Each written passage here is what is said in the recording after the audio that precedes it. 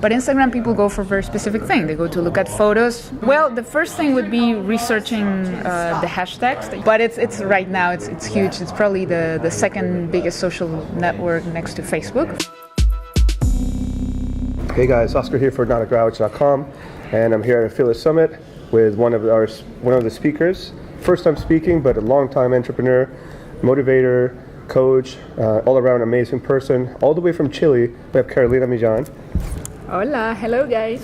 She came here to obviously enjoy the summit, but also to speak about Instagram, which is one of the hottest networks right now.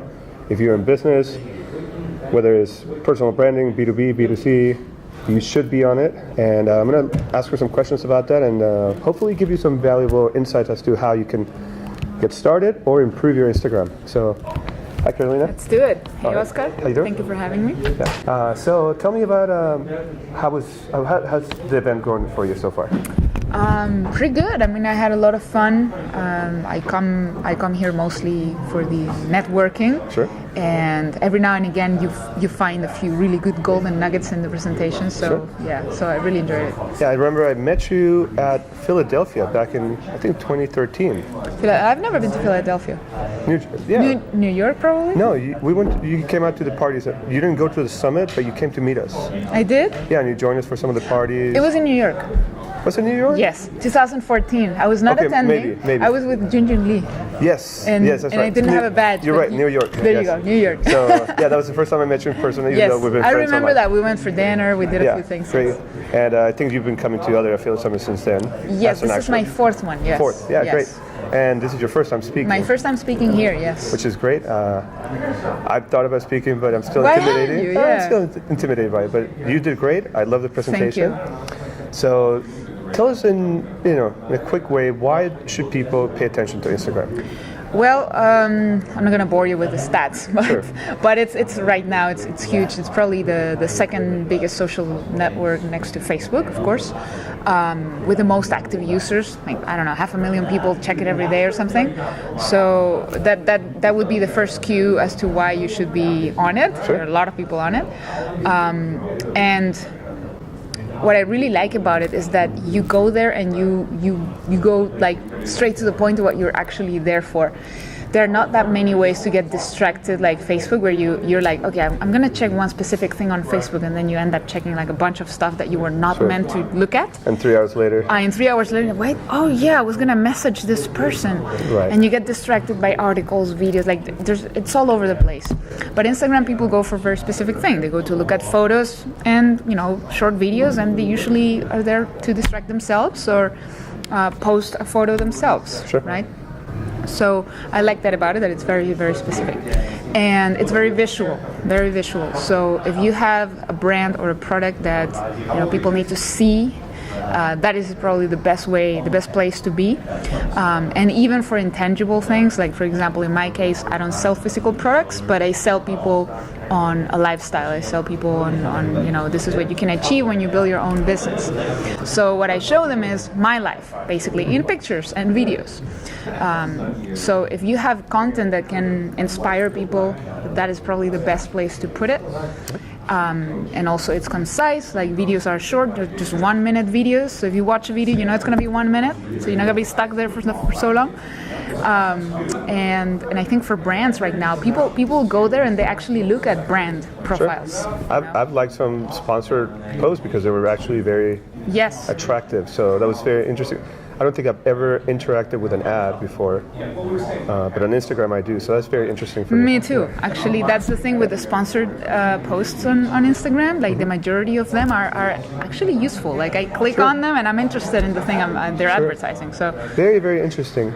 Obviously, it's a huge network, and I know you're a big Gary Vaynerchuk fan, so he talks about some of this, but I want to ask you, how can people actually find the ROI of using Instagram? Because there's a lot of businesses that, I don't want to be posting pictures.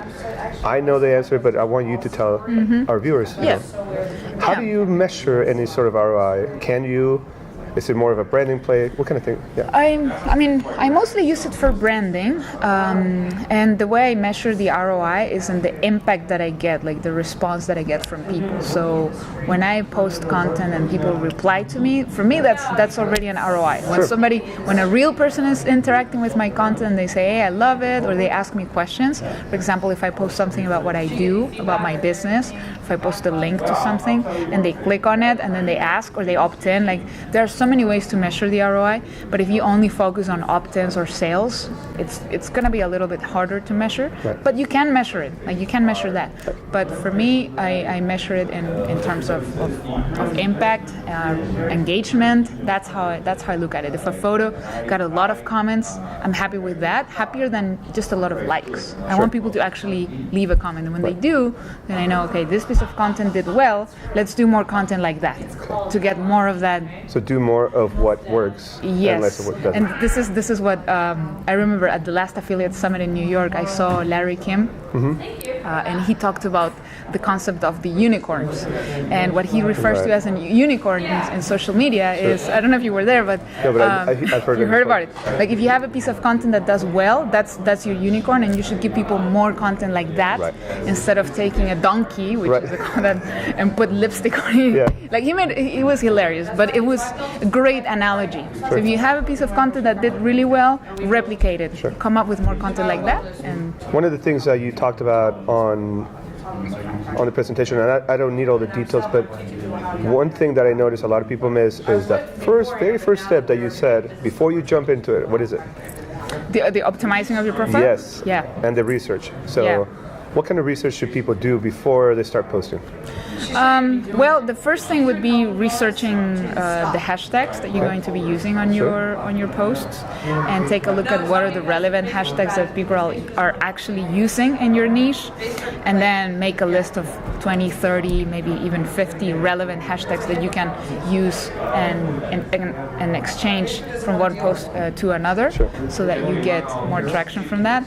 And of course, optimize your profile. Have a lead magnet in the profile link, which is the only link you can have on Instagram, is your profile link. If you're lucky, you can get the swipe up thing in your stories. How does that work? Do I have to apply for that as a business profile, or do they just kind of turn it on? They just turn it on or off for certain accounts. But I have noticed a pattern, which is if your account is set up as a business account and it has over 10,000 followers, you have better chances of them giving it to you. Right. In my case, they from one day to another, oh my God, I just had it. Awesome. And I'm not verified. At the beginning, they were only giving it to verified accounts, and now they've been rolling it out to business accounts with more than 10,000 followers. But maybe you have less than 10,000, you still get it. I honestly don't know what the rule is. I just know that not everybody has it, but 100% it has to be a business account. All right.